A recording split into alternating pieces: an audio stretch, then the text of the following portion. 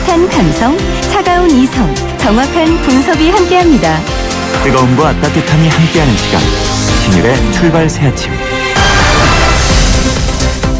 신율의 출발 새아침 3부 시작합니다. 앞서 말씀드린 대로 오늘 3부에서는 서울시장 교육감의 선거에 출마한 고승덕 후보와의 인터뷰 준비되어 있습니다.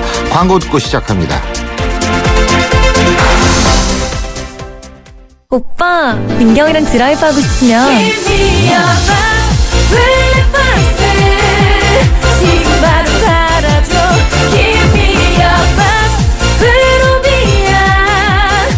PFR 자체 기술로 리얼리티 101%를 위하여. 나 강민경은 프로비야. 한때 보리 하나로 콜라와 싸워 전설이 되신 분이 계셨지. 국내 최초 보리탄 산업료로 콜라의 아성을 흔들었던 맥콜. 이슬을 맛보리 맥콜. 출발 새 아침 교통정보입니다. 상쾌함이 묻어나는 금요일 아침입니다. 계속해서 출근길 정체가 이어지고 있는데요. 서부간선도로 따라 안양 가는 길 교통량이 더 늘어나고 있습니다. 이제는 목동교에서 오목교, 철산대교 지나 금전교까지 정체입니다. 반대 성산대교 방면도 오금교에서 오목교 사이로 속도가 내려가 있습니다. 동부간선도로 남부구간 수서 쪽 이동하는데 교통량은 원활한데요. 반대 청담대교 방면 수서 나들목부터 탄천 1교를 지나는 데는 시속 20km 미만입니다. 도심 동작대로는 남태령 방면 경문고교 앞부터 사당역까지 밀려 지나고 있고, 반대 동작대교 방면 사당역에서 경문고교 앞쪽으로도 시속 20-30km 미만의 정체입니다. 언주로는 내곡 쪽 이동하는데 성수대교 남단부터 지금 도산권 앞쪽으로 차간이 많이 좁혀져 있고요. 그 밖에 봉당 과천간도로는 상하벌 지하차도에서 양재 나들목 쪽으로 속도가 내려가 있습니다. 출발 새 아침 교통정보였습니다.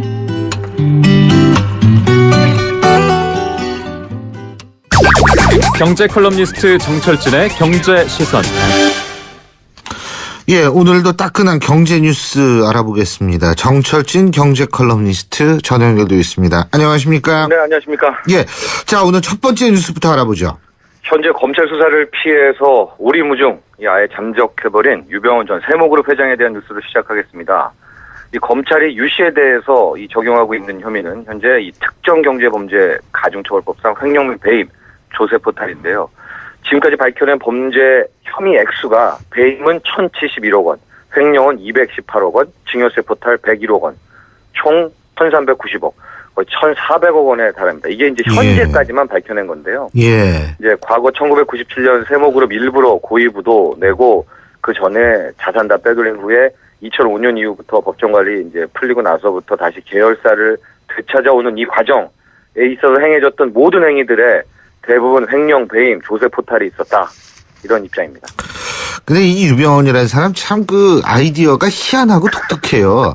네. 자기가 무슨 이상한 이름 다 등록해놓고 말이에요. 예? 네. 그러고 나가지고서 자기네 회사로부터 자기네 그 회사로부터 돈 받고 이런 거 아닙니까? 그렇습니다. 이거 범죄다 아니다 뭐 이거 가지고 말들이 많았는데 예, 이거 뭐 배임이다 아니다 뭐 예, 이런 거 예. 많았습니까? 또 뭐 사진도 팔고 달력도 팔고 그랬었는데 예. 일단 유 씨가 컨설팅 자문료입니다. 자문료 또 예. 상표권 사용료를 빙자해가지고 이렇게 계열사들한테 돈을 받은 행위, 그러니까 횡령 혐의를 적용을 했습니다. 유 씨는 이제 서류상회사 페이퍼 컴퍼니인 붉은 머리 오목눈이를 차려놓고 이 회사 이름도 이게 아주 기가 막힌 이름이죠. 예. 참새 이름이죠. 아, 참새 이름이에요 이게? 네. 2010년부터 컨설팅 이 수수료로 120억, 2008년부터 상표권 사용료로 98억 원을 챙겼고요.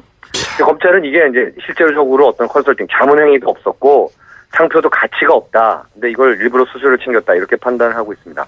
또 앞서 말한 것처럼 예술적인 가치가 불투명한 자신 사진 있지 않았습니까? 그걸 계열사에 고가로 판매한 뒤에 수익금을 이제 받아서 또 해외로 빼돌리고 거기서 탈세하고 그랬는데요. 참고로 말씀드리면 유 씨는 이 2011년부터 자신이 찍은 사진을 팔아서 계열사에 팔아서 446억 원을 챙겼습니다. 예. 그것도 이 과정에서 101억 원을 챙겼고요. 아마 청취자 여러분 좀 들어보면 거의 뭐 100억, 200억, 400억 기가 막힌 어마어마한 일이죠. 큰 돈이거든요. 예. 근데 이게 빙산의 일각이고요. 앞으로 수사 더 진행되고 있습니다. 또 유병원 씨뿐만이 아니라 이제 자녀들 일가에 대한 수사도 진행되고 있으니까요. 횡령, 배임, 탈세 액수 얼마나 더 커질지는 더 봐야 될 것 같습니다. 검찰이 좀 샅샅이 뒤져가지고 뭐 벌써 근저당 설정된 것도 있다고 하는데 어쨌든 이 재산을 완전히 몰수할 수 있도록 좀 노력을 해야 될 겁니다. 그렇습니다. 예, 다음 뉴스 어떤 겁니까? 그 태국 이야기를 한번 해봐야 될 것 같습니다. 이제 현재 계엄령이 선포 중이었었는데 어제까지 군부 쿠데타까지 더해졌습니다. 그래서 상황이 점점 악화되고 있는데 태국이 인도차이나 반도에서 경제가 꽤 강합니다. 경제 규모가 가장 큰 나라이고요. 예. 관광산업 비중이 경제 10%를 차지하는 국가긴 한데 태국이 지금 막 흔들리고 있고 이렇게 경제 위기가 오면은 아세안이 동남아시아 국가 연합에서도 좀 경제가 약간 삐걱될 수가 있습니다. 예. 전반적인 국제사회에도 부정적인 여파가 미칠 수 있어서 좀 지켜봐야 될 것 같은데 이제 군부 쿠데타입니다. 현재 군부는 반정부 세력에 속하고요. 지금 두 패로 태국이 나뉘어져 있는데 군부, 왕실, 관료, 기업가, 법조계, 도시중산층 일종의 기득권 세력, 약간 네. 중상류층하고 이제 친정부 쪽은 지방 농민, 노동자 등 이 저소득 측이 이렇게 양분되어 있습니다. 근데 아직 뭐 해결 기미는 보이지 않고 상황 더 나빠질 수 있다 이런 분석이 나오고 있습니다. 근데 뭐 태국이 워낙 쿠데타가 자주 일어나는 나라니까 이게 더 헷갈리는 게 예? 여기 사실 신혼여행 가는 부부들도 많이 가고 그런 나라 아닙니까? 그러니까 이게 쿠데타 자주 일어나는데 이번에 또 일어난 거나 마찬가지인데 이거 이쪽으로 관광 가야 되나 말아야 되나 고민이 많을 거예요. 그러니까 우리 국민들한테 가장 와닿는 게 여기인데요. 예. 요즘 의견이 많이 엇갈립니다. 여행 전문가들 사이도 엇갈리고 현지 이 교민분들도 와도 된다는 분 계시고 아니다 왜 위험한데 왜 오냐 이렇게 좀 의견이 나뉘고 있거든요. 예. 뭐 그래서 이제 전반적인 분위기는 그래도 괜찮지 뭐 이런 게 좀 있는 것 같은데 그래도 6월 초반까지는 좀 지켜봐야 될 것 같고요. 괜히 뭐 이렇게 위험한데 갈 필요는 없지 않습니까? 예. 그렇지만 이 태국 방콕은 이렇지만 이제 푸켓, 파타야, 치앙마이 쪽은 아직은 괜찮다. 여행 가도 될 것 같다는 게 이제 다수설이긴 합니다. 다수설인데 파타야 같은 경우에는 저 방콕에서 그렇게 멀지가 않은데 말이에요. 예? 그래도 뭐 요즘 좀 근데 뭐 굉장히 엇갈립니다. 근데 제 개인적으로도 뭐 쿠데타 계엄령 아닙니까? 그러니까 좀 6월까지는 한번 좀 지켜보는 게 좋지 않나. 그렇습니다. 자, 다음 소식은 어떤 건가요? 셀러리맨 연봉 관련 소식입니다. 이 업종별로 평균 연봉 나왔는데요. 가장 많은 업종이 자동차, 정유 업종. 정유 업종은 뭐 항상 연봉 상위 지적입니다. 반면에 여행, 가구, 내수 업종은 아주 뭐 연봉이 낮아서요. 수출 쪽은 잘 나가고 내수는 아주 힘든 현재 한국 경제 상황 그대로 반영하고 있습니다. 재벌닷컴 조사 결과인데요. 자동차 업종, 자동차 회사들 평균 임금 8,087만 원입니다. 많죠. 2위는 정유 업종인데 8,045만 원이요. 그렇군요. 근데 제가 대학교 졸업 맡을 때만 해도 한참 전인데 그때 진짜 증권사 인기 많았거든요. 예? 그렇죠. 예. 은행, 금융. 그래도 좀 한풀은 꺾였습니다. 그래도 상위 랭커인데요. 증권, 은행, 업종 이쪽은요. 7,364만 원, 또 7,328만 원으로 3위, 4위였었고요. 예. 보험합이 한 6,006만 원 정도였습니다. 반면에 앞서 말한 출판, 유통, 수산 이런 쪽은 4천만 원대 이하였습니다. 힘내시길 바랍니다. 그래도요. 그렇죠. 네. 예, 오늘 소식 잘 들었습니다. 고맙습니다. 감사합니다. 예, 정철진 경제 컬럼니스트였습니다. 출발 새 아침은 청취자들의 참여를 기다립니다. 짧은 문자 50원, 긴 문자 100원의 문자 서비스 혹은 트위터 YTN 알스타트로 함께해주세요. 참여하신 분들 중 몇 분을 선정해 준비한 선물을 보내드립니다. 예, 6.4 지방선거에서 우리가 사실 시장만 눈여겨보고 뭐 이렇게 되는데요. 눈여겨봐야 될 부분이 또 있습니다. 바로 교육감인데요. 근데 이 교육감 선거에 그렇게 많은 유권자들이 관심이 많지가 않은 것 같아서 좀 걱정입니다. 말로만 교육이 미래다 이거 아니거든요. 그러니까 우리가 진짜 교육이 우리의 미래, 그래서 우리가 잘 만들기 위해선 교육감 선거 여기에 관심을 오히려 더 가져야 되는 것 아닌가 생각이 듭니다. 그런 의미에서 오늘 서울시 교육감 후보 중에 한 분이시죠. 고승덕 후보 연결하겠습니다. 고 후보님 안녕하세요. 네, 안녕하세요. 예. 아유, 요새 뭐 이제 공식 선거운동 시작이 되셨으니까 바쁘시겠습니다. 네, 어제부터 열심히 뛰어다니고 있습니다. 그렇죠. 예. 근데요, 뭐 직접적으로 이제 얘기 들어가겠습니다. 우리 고승덕 후보께서는 사실 국회의원을 하셨잖아요. 네. 그래서 일부에서는 어떻게 정치인이 교육감 하냐 이런 얘기 나오는데 거기에 대해서는 어떤 입장을 밝히시겠어요? 참 정치는 제 인생의 4년인데요. 예.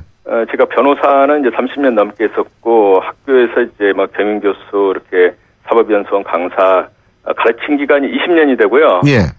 제가 청소년 현장에서 뭐 꿈 멘토링, 뭐 특강도 하고 상담도 하고 또 제가 대안학교에서 중학교 애들 상대로 가르치기도 하고 또 가출한 애들 그 쉼터 거기 전국 그 제가 쉼터 협의회 이사장도 하면서 그 소외된 애들도 돌보고 해서 청소년과 함께 살아온 기간이 거의 15년 가까이 됩니다. 예. 그런데 많은 분들이 이제 정치 4년을 기억하시는 게 참 저로서는 오히려 의외죠. 그게 인생에 있어서 예외다. 그죠? 네. 예. 지금 교육감 선거에서 공식 선거 비용 인정하는 게 35억인가요? 한 37억 7억인가요? 정도 됩니다. 네. 그 돈은 어떻게 모으세요? 이번에는 이제 좀 그 분위기가 옛날식의 이제 정치인 펀드, 그 선거 펀드 모집하기가 어려워져서 예.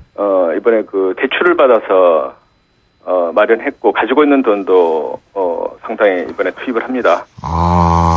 아유, 그러면 이게 그거 꼭 되시겠네요. 이거 예 대출까지 받으셔가지고 했는데. 네, 다른 후보들도 다 마찬가지입니다. 지금. 다른 후보도 마찬가지죠. 네네. 제가 아는 교수 한 분은 교육감 선거 잘못 나가셨다가 완전히 망하셨어요. 근데 어쨌든 지금 말입니다. 보수 진영에는 서울시 교육감 같은 경우에 두 사람이 나가 있죠. 우리 고 후보하고 또 한 분, 문용림 현 교육감이죠. 네. 이분 나가시고 그다음에 진보 쪽에서는 조희영 교수인가요? 이 사람 한 사람 나오고 그죠? 네. 네. 예. 이거 단일화해야 되는 거 아니에요, 여기도? 사실 이제 진영 논리 가지고 교육을 접근한다고 하는 그것은 저는 이제 동의할 수가 없었고요. 예. 단일화라고 하는 것이 이제 과거에 굉장히 불투명하고 불공정하게 이루어졌습니다. 특히 2년 전에는 밀실투표 20명으로 이제 단일화가 결정이 되고 여론조사 반영률 0%. 저로서는 이제 그러한 단일화에 참여해가지고 결국은 뭐 광년 후보 그 교육감처럼 어떤 거래라든가 불법행위가 이루어졌다고 보고요. 예. 그동안은 이제 지명도가 낮은 후보들끼리 경쟁했기 때문에 이제 서로 뭉치는 게 필요했을지 모르겠습니다만. 이번에는 이제 뻔한 구도거든요. 예. 시민들에게 직접 판단을 받고 싶고요. 단일화 문제는 그 되는 사람 밀어주시면 된다고 제가 몇 번 말씀을 드렸고 보수 단체들도 그래서 지난주에 500여 단체가 저를 지지하기로 선언했고 예. 앞으로도 그 될 사람 밀어주자. 예. 1위 보수 후보 고승덕을 아마 밀어주는 움직임이 계속 이어질 것 같습니다. 저기요, 지금 우리 고승덕 후보께서 진영 논리대로 접근하는 것 동의하지 못한다 이런 말씀 하셨는데요. 네. 그 어제 한국 기독교 총연합회 회의 자리에서 말입니다. 네. 우리 고 후보님이 교육감에 당선되면 정교조 문제 확실히 정리하겠다 이런 말씀하셨나요? 좀 말씀하는 그 표현이 조금 다른데요. 예, 표현을 정확히 해주십시오. 정교조 부분에 대해서는 예. 어떤 그 대책을 가지고 임하겠다 이렇게 대책을 가지고 임하겠다. 네. 그러면 요거는 진영 논리가 아니라고 생각하시는 건가요? 네, 그렇습니다. 그 진영 논리를 이제 저는 배제하고 싶고요. 예.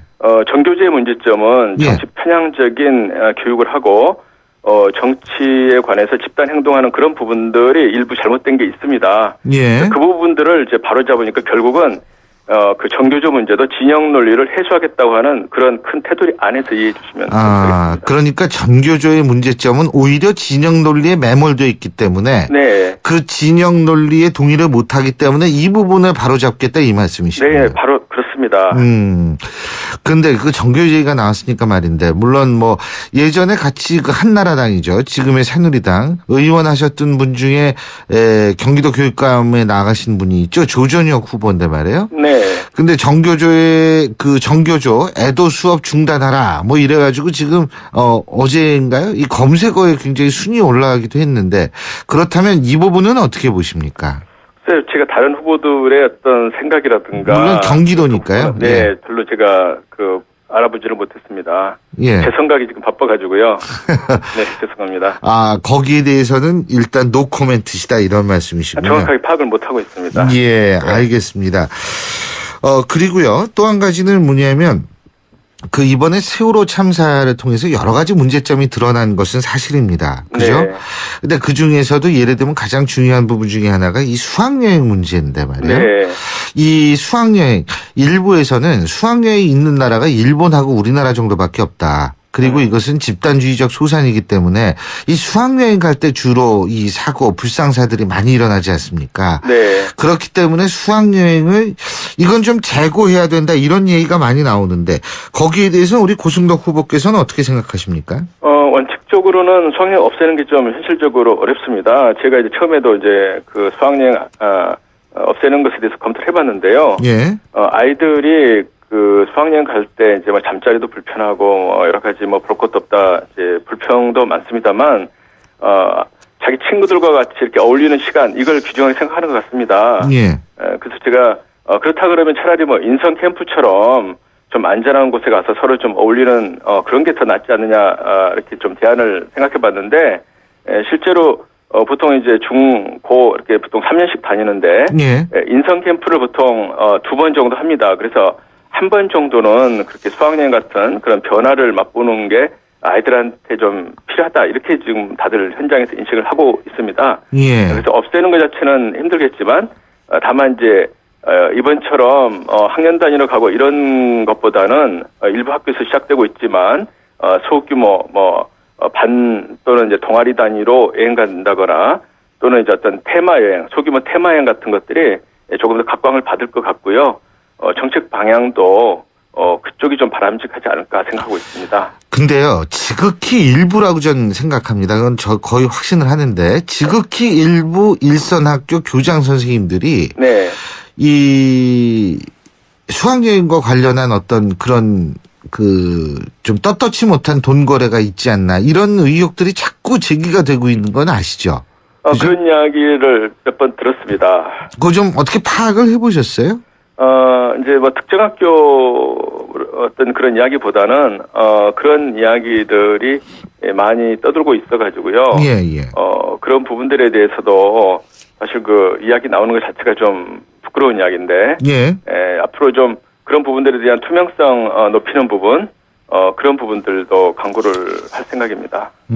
투명성을 높여야 되는 거는 사실인데, 네. 일단은 조금 실제로 그런 일이 있었는지 파악하는 것부터가 좀 선행돼야 되지 않나 이런 생각이 좀 듭니다. 예. 이야기는 뭐 상당히 떠들고 있는 것 같더라고요. 예. 그리고요, 또 한 네. 가지는 뭐냐면 지금 교육감 선거에 나오신 분한테 이런 질문 드려서 좀 그런데 이 교육감 선거 일각에선 이거 방식이 조금 문제가 있다 이런 얘기들 많이 하지 않습니까? 그죠? 이를테면요. 예를 들면은 직선제 이게 문제가 있다라는 얘기도 나오고 있고요. 네. 그죠?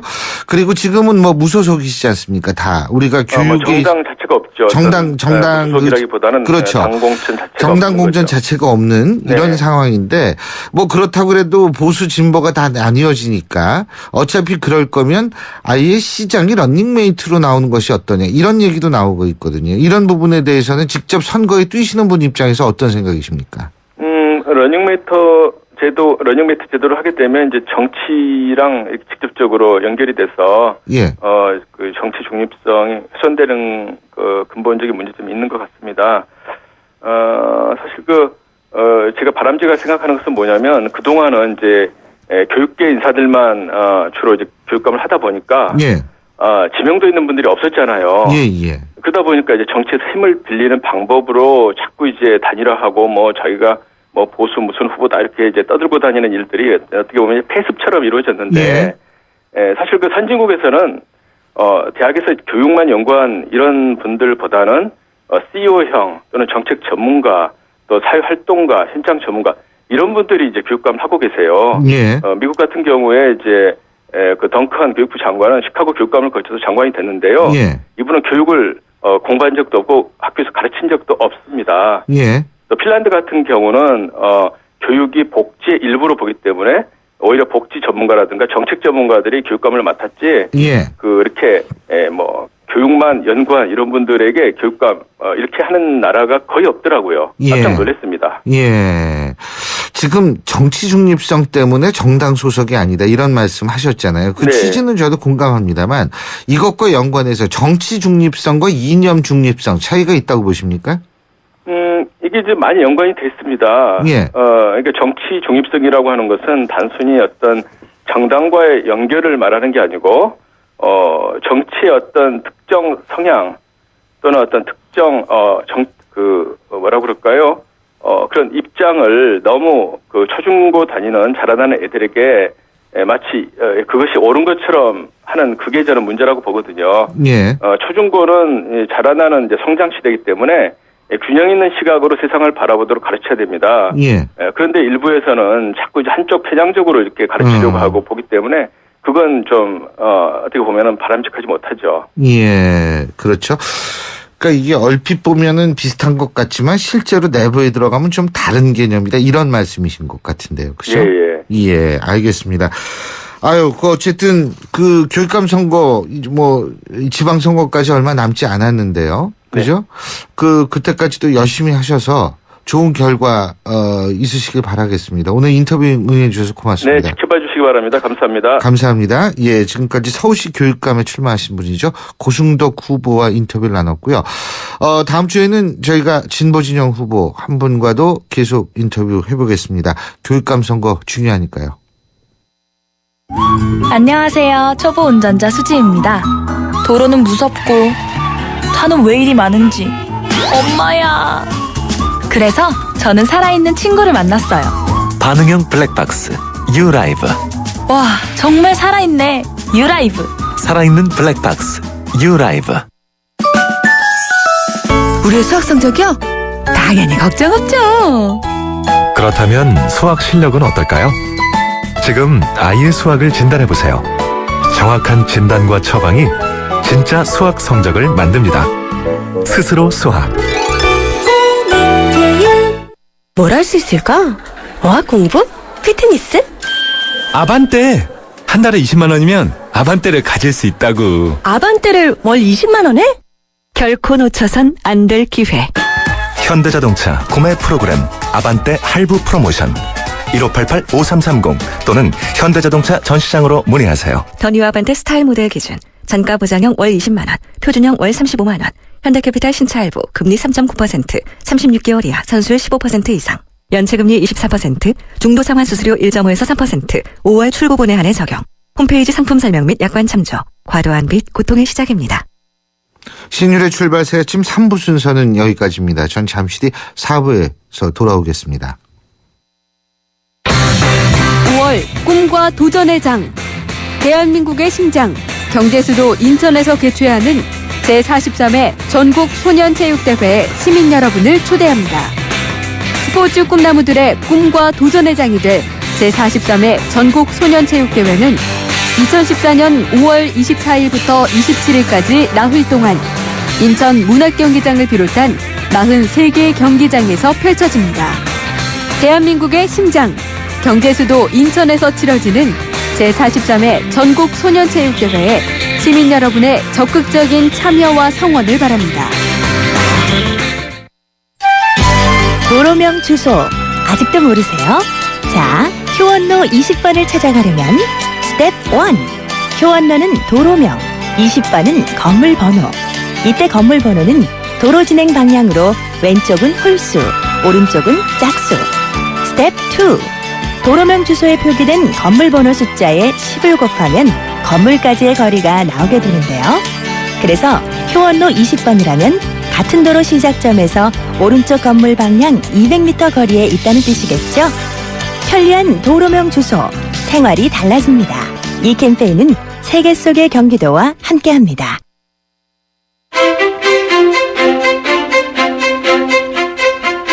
여러분은 지금 신율 교수가 진행하는 출발 새 아침을 듣고 계십니다. 예, 영화 속에서 뉴스를 찾는 시간이죠. 오늘도 잠시 후에 오동진 영화평론가와 영화 속에 있는 뉴스 찾아보겠습니다. 이노와 지아가 함께 부르는 캠핑장 에티켓송. 옆 텐트와 반갑게 인사해요. 안녕하세요. 떠날 때는 깨끗이 참 잘했어요. 최고. 코베아와 함께 가세요. 캠핑 에티켓 코코코베아.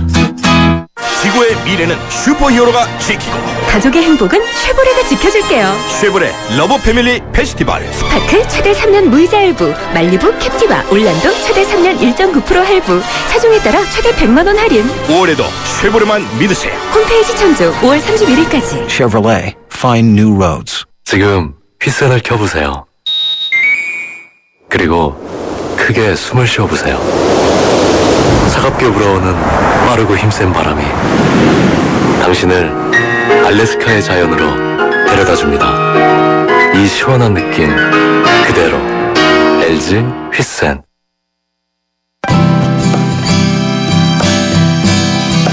뉴스와 영화의 만남, 시네마인 뉴스. 예, 요새처럼 할 얘기가 많은 시기도 그렇게 흔하지는 않은 것 같습니다. 자, 오늘은 과연 어떤 얘기를 할지 오동진 영화평론가와 알아보겠습니다. 어서 오십시오. 안녕하십니까. 예. 할 얘기가 많으면 오히려 영화가 좀 사실은 분위기가 죽습니다. 아, 그런가요? 신문이 더 재밌거든요. 그러니까 뉴스가 더 현실이 더 재밌다 그렇죠. 이거죠. 네. 영화 속의 가상 이거보다. 영화가 따라가지 못하는 거죠. 현실보다. 그래서 오히려 그 현실의 어떤 여러 가지 사건들이 지나치게 다이나믹하게 굴러가면 오히려 극장가는 조금 분위기가 죽고 실제로 매출이 좀 떨어지는 경향이 나타나고 있습니다. 그렇군요. 뭐 큰 사건이 벌어지거나 아니면 뭐 빅 이벤트가 벌어지거나 뭐 그런 뭐 대체적인 게 올림픽이나 월드컵이 있을 수 있고요. 월드컵 있죠. 좀 있으면. 네. 예. 사실 6월이 그래서 극장가에서는 무덤이다 이렇게 불리고 그렇군요. 있는데요. 6.4 지방선거가 예, 그렇죠. 있고 월드컵이 6월에 치러지기 때문에 6월에 개봉하는 영화는 일종의 자살골이다. 이렇게 얘기하는 경우도 있습니다만 여러 가지 또 변수가 있는 게요. 지방선거의 흥행성이 또 어떻게 되느냐에 따라 다르고요. 그렇죠. 월드컵이 뭐 이렇게 얘기하면 큰일 나겠습니다만 조기에 만약에 성적이 안 좋으면 네. 그러면 모르는 얘기니까 이걸 극장가에서도 사실은 그 축구를 좋아하시는 분도 굉장히 많기 때문에 그리고 그렇죠. 선거에 대해서도 굉장히 관심 있는 분들이 많기 때문에 이러지도 못하고 저러지도 못하는 거죠. 그리고 이번에 월드컵은 특히 재밌는 게 아직도 뭐 공사 중이고 뭐 그렇죠. 월드컵 반대 시위하고 지금 브라질이 이러니까 경기 자체보다도 그 외적인 게 더 재밌는 것 같아요. 브라질 국가가 갖고 있는 그 역동성이 또 있는 것 같아요. 좋은 의미로 얘기해서 뭐 삼바 축제 그 열기. 우리 같으면 그 경기장이 안 되면 연기를 하거나 그러는데 강행하는 거 보면 그쪽에 그 남미 특유의 낙천성 그런 게 대단한 것 같습니다. 네. 근데 우리가 오늘 월드컵 얘기를 하려고 그러는 게 아니라 6.4 지방선거 얘기를 좀 하려고. 그 선거 관련 영화도 많잖아요. 왜? 선거 관련 영화는 굉장히 많은데요. 해외 영화가 굉장히 많고요. 할리우드 영화는 선거를 직접적으로 다룬 작품들이 굉장히 많습니다. 뭐 예컨대 JFK 존 F 케네디의 얘기를 다루면서도 그 선거전을 다룬 얘기도 많고 뭐 닉슨과의 정치적인 어떤 그런 투쟁 과정을 그린 얘기도 많고요. 그렇죠. 그 시기마다 그런 선거 관련 영화, 정치 관련 영화가 굉장히 많습니다만 한국이 이상하게 한국 영화계가 다른 장르는 다 잘 만들고 있습니다만 정치 관련해서는 특히 이제 선거 관련해서는 그렇게 작품 편수가 많지가 않습니다.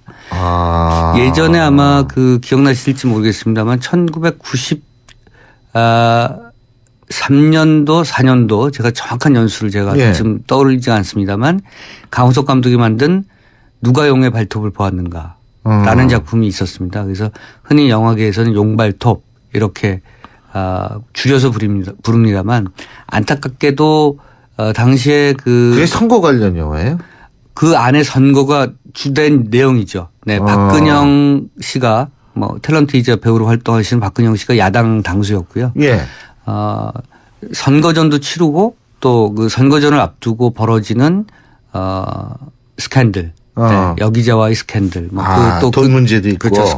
스캔들을 이용하려는 그 여야 정치권의 어떤 움직임들, 뭐 그걸 폭로하려는 언론, 당시에 1990년대 초반에 그 한국에는 정치 스릴러가 없었어요.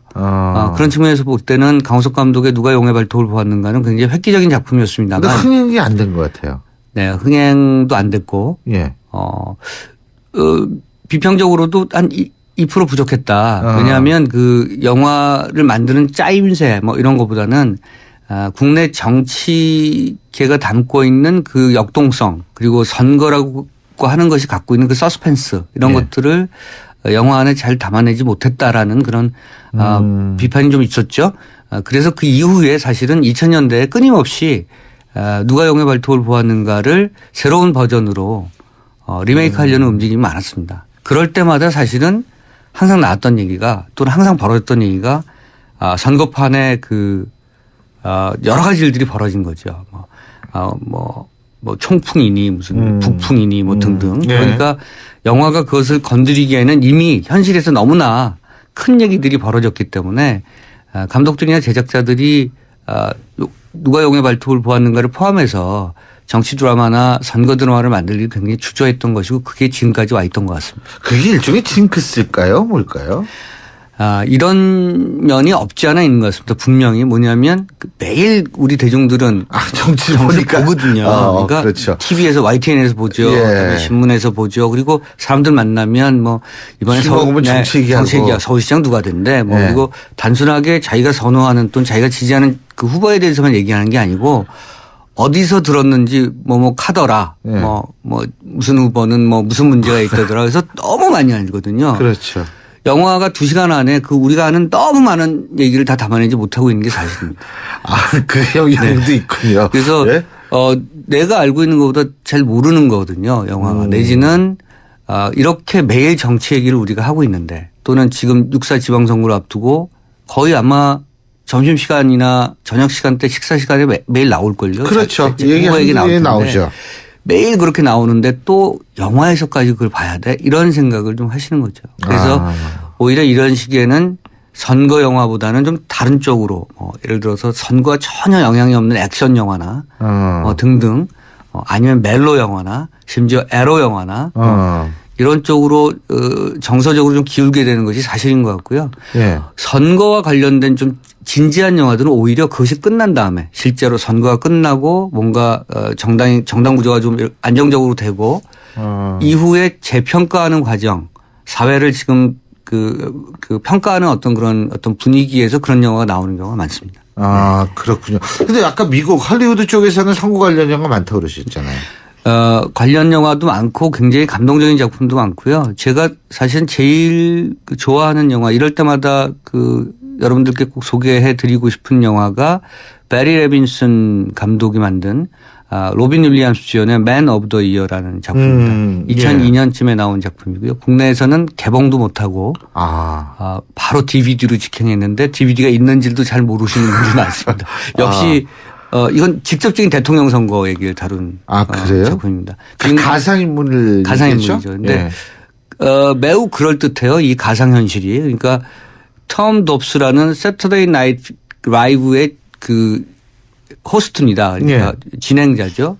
매일 저녁마다 그러니까 그 프로가 있을 때마다 정치평론 아닌 정치평론을 하게 돼요. 왜냐하면 대통령 흉내를 내기도 하고 또는 어떤 의원, 상원 의원이나 하원 의원 흉내를 내면서 그 사람을 비판하거나 조소하거나 희화하잖아요. 풍자하고. 이게 너무나 이 사람이 그걸 잘하는 거죠. 그러니까 그 정치권을 희화하고 풍자할 수 있다는 것은 그만큼 정치적 식견이 있다는 그렇죠. 얘기고요. 맞습니다. 시청자들한테 어마어마한 그런 인기를 끌었어요. 그 시간대가. 그래서 어느 날 그 톰 dobs가 방송에 나가서 지금 양당이 너무 후보가 자기가 볼 때는 모자란데 차라리 내가 할까? 뭐 이렇게 얘기한 거죠. 그런데 그 다음날 여러와 같은 시청자들이 반응했어요. 그 사람이 로빈 윌리엄스입니다. 로빈 윌리엄스가 워낙 스탠딩 코미디언 출신이고 워낙 그 영화 속에서도 그런 스탠드 코미디를 많이 하거든요. 굉장히 그렇게 시청자들을 대중들을 아주 재미있게 그리고 아주 가깝게 끌어나가는데 결국은 대통령 선거를 나갑니다. 무소속으로 나가는 거죠. 그러니까 미국은 양당제가 너무나 뚜렷하게 정립되어 있는 나라고 사실은 그동안 랄프 네이더가 미국에서 계속 제3당 후보로서 도전을 하고 있습니다만 10%는 고작 사실은 그렇게 한 자릿수 지지받고 있죠. 쉽지 않죠. 미국에서. 그런데 무소속 후보로 나가고요. 더 중요한 것은 이 선거 유세 과정에서 지금 뭐 아시는 것처럼 민주당이든 미국의 공화당이든 자신의 어떤 그 지원 기금이 얼마나 많으냐에 따라서 당락이 결정된다고 하지 않습니까? 예. 그 펀드를 얼마나 조성하느냐에 따라서. 왜냐하면 TV 광고를 해야 되고 미디어 광고를 해야 되고 등등 하니까. 그런데 로빈 윌리엄스가 그런 형식을 다 깹니다. 그래서 마치 그 락스타처럼 버스로 전국 순회를 하는 거죠. 네. 그런 뭐 새로운 뭐 방식 여러 가지 파격적인 그런 방식을 통해서 선거전에 나섰는데 문제는 뭐냐면 된다는 거죠. 대통령이 됐습니다. 네, 그러니까 쉽게 말하면 그거를 잘 됐다고 봐야 되나. 영화배우 출신의 레이건이 대통령이 된 건 예. 레이건 대통령은 그 전에 주지사를 했었으니까. 그렇죠. 그리고 사실 영화배우로 유명한다기보다는 영화인 노조 위원장으로 그렇죠. 유명한 사람이었으니까. 이미 그런 경험들 쌓고 대통령이 된 거고요. 영화에서는 사실은 그 방송 MC에서 예. 바로 넘어간 거죠. 그런데 이 영화가 굉장히 재미있는 것은 이것이 사실은 개표 오류였어요. 제가 거기까지만 말씀드리는데요. 예. 개표 오류였습니다. 그래서 나중에 알게 되는 거죠. 누군가가 알게 되고 대통령 스스로도 알게 됩니다. 이랬을 때 대통령이 당선된 이 톰 dob스, 로빈 윌리엄스가 과연 어떤 선택을 하게 될 것인가. 이 영화가 그런 등등의 이야기를 펼치면서 그 정치에서 가장 중요한 것은 정직, 공정함, 그리고 역시 휴머니즘, 세상에 대한 따뜻한 시선, 아주 원론적인 얘기를 주는데요. 우리가 늘 이론은 잘 알지만 네. 원론은 잘 알지만 잘 못 지키는 것처럼 이 영화를 보면 우리 정치권에서도 지금 잃고 있는 것이 무엇인가 파당적으로 나뉘어져서 매일같이 그렇게 분열된 싸움만 그렇게 하고 있는 어떤 정치권을 보고 있으면 원론으로 한번 돌아가고 싶다는 그런 생각이 들고요. 그런 측면에서는 Man of the Year에서 보여주는 대통령역의 로빈 윌리엄스가 정말로 우리 시대에 필요한 그런 인물이 아닌가 이런 생각을 하게 됩니다. 그래서 선거를 앞두고 아직 후보자를 지지자를 결정하지 못하셨다면 이런 Man of the Year 같은 작품 보시면서 한번 판단해 보시기 바랍니다. 지금요 문자가 있는 여러분이 문자를 보내주셨는데 그중에 하나가 5413님이 보내주신 건데요. Man of the Year 저도 재밌게 봤어요. 그런데 우리나라에 그런 방송이 있다면 방송통신위원회에 걸릴 거예요. 예? 한동안 사실은 방송에서도 정치를 풍자하는 우리나라가 이게 좀 약간 여러 가지 측면이 있는 것 같습니다. 그러니까 이전에 그 군사 독재 시절 그렇죠. 권위주의 시절을 겪었기 때문에 남아있는 그런 잔재도 있고요. 또 하나는 우리 국민들한테 유교적 정서가 아직도 굉장히 강하게 남아있는 것 같아요. 그건 좀 사실이죠. 그 웃사람 정치권에서 그 나라를 이끄는 지도자들에 대해서 이렇게 함부로 얘기하는 것이 옳으냐 뭐 이런 생각을 은연중에 그 정서적으로 좀 깔고 있는 것 같아요. 누구를 가지고 어떤 정치인을 가지고 풍자하고 이러면 자기 검열부터 좀 하는 것 같아요. 내가 그 얘기 해도 될까? 맞습니다. 사실은 그 얘기 해도 되거든요. 그래서 조금 그런 부분도 언론 자유의 확장이라는 측면에서 코미디 쪽에서 또는 뭐 희극 쪽에서 좀 많이 좀 개발되거나 또 많은 대중들에게 좀 그 많은 상식들을 좀 알려주거나 이랬으면 좋겠습니다. 맞습니다. 아니 제가 솔직한 얘기로 이 정치인 말이에요. 사실 어떤 면에서 희화의 대상이 될 수도 있는 거고 욕먹는 것도요. 정치의 중요한 기능 중에 하나예요. 노이즈 마케팅도 되고. 그렇죠. 근데 우리나라의 그 보편적인 정서 중에 하나는 뭐냐면 정치는 왠지 모르게 항상 올바라야 돼요. 근데 정치는 원래 올바를 수가 없는 거거든요. 왜냐하면 권력적 현상이기 때문에 단지 이제 이게 국민들이 있고 선거라는 과정이 있기 때문에 올바라 보여야겠다고 이 사람들이 이러는 거지 그냥 놔둬보세요. 그리고 이성공님이 이런 말씀 보내주셨네요. 저는 광해를 제일 재밌게 봤어요. 그런 대통령 어디 없나요? 광해 대통령. 이게 좀 위험한 얘기네. 광해나 변호인은 다소 좀 직접적인 어떤 그런 후보를 거론한 인물을 거론한 그런 영화였고 사실은 그 영화들이 갖고 있는 내용들이 보편적이냐라고 했을 때 저희가 생각하는 것과 다르게 생각하는 사람들이 존재하는 부분이 있는 것 같고요. 그게 아마 이 영화를 둘러싼 그런 논쟁거리 중에 하나인데 사실은 이런 논쟁이 있다는 것 자체 저는 건강한 거죠. 그건 맞는 얘기예요. 영화를 보면서 사실 현실에서 부딪히는 것보다 영화를 보면서 그것을 가지고 논하고 또는 논쟁하고 자기 입장을 개진하고 이런 것들은 민주사회에서 가장 그 정상적이고 기본적인 기능이 아닐까 싶습니다. 그렇죠. 아까 풍자 말씀하셨는데요. 네. 할리우드 스타들은 가끔 그런 경우를 합니다. 그 유튜브에도 그런 그 동영상이 뜨는데 그러니까 좋은 댓글만 받지 않거든요. 예, 악플도 그렇죠. 많이 받잖아요. 당연하죠. 네, 악플을 다 모아서 네. 사람들 앞에서 그 악플을 스스로 읽어요. 그 본인이 본인을 욕하는 그 악플이 있는데 그게 그렇게 재미있을 수가 없습니다. 그렇죠. 본인도 굉장히 유쾌하고 그게 일종의 카타르시스라고 생각하는데요. 맞습니다. 그러니까 영화 속에서 또는 다른 그 풍자극 속에서 정치권을 좀 조롱하고 맞습니다. 희화시키는 것에 대해서 사실은 그걸 너무 심각하게 생각하지 않는 것이 좋은 그 건전한 어떤 사회가 아닌가 싶습니다. 그럼요. 예. 이 선거 얘기에다가 정치 얘기 아주 중요한 부분으로 넘어가는데 진짜 맞는 말씀이세요. 이 정치를 우리가 너무 도덕적 잣대로 물론 그렇게 비윤리적인 측면이 좋다는 얘기는 아니지만 있는 그대로 봐야지 고칠 점이 나타나거든요. 오늘 말씀 여기까지 듣겠습니다. 고맙습니다. 네, 감사합니다. 예. 영화 속의 뉴스를 찾는 시간이었죠. 오동진 평론가와 함께했습니다. 우리 수학 성적이요? 당연히 걱정 없죠. 그렇다면 수학 실력은 어떨까요? 지금 아이의 수학을 진단해보세요. 정확한 진단과 처방이 진짜 수학 성적을 만듭니다. 스스로 수학. 3385님이 보내주셨네요. 히어로빠, 카스라이트 모델이잖아요. 카스라이트 한 박스만 보내주세요. 뿌잉뿌잉.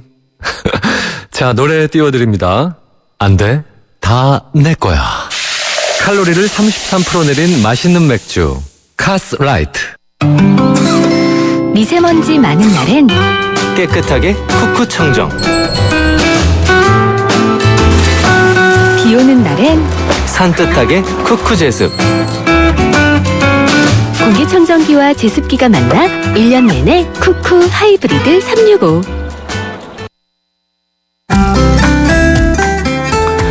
예, 일주일 생각해보면 상당히 금방 가는 것 같습니다. 근데 이번 일주일도 유난히 금방 갔던 이유 중에 하나는 이번 일주일도 우리 사회 조용하지 않았고요. 계속 시끄러웠기 때문이 아닌가 이런 생각이 듭니다. 우리 사회가 사실 유난히 좀 일이 많고 그런 사회가 아닌가 싶은데요. 우리 사회에서 사실 그 일주일에 일어났던 일들, 유럽 같은 경우에는 뭐 한 달에 한 번 일어날까 말까 한 일들인데요. 단지 우리는 그런 격동의 시간에 적응돼서는 안 될 거라고 봅니다. 우리도 좀 정상적인 사회를 이제는 만들어야 되지 않을까 이런 생각하면서 자, 신율의 출발 새 아침 오늘 순서는 여기서 줄이겠습니다. 전 다음 주 월요일 7시 10분에 다시 찾아뵙겠습니다. 고맙습니다.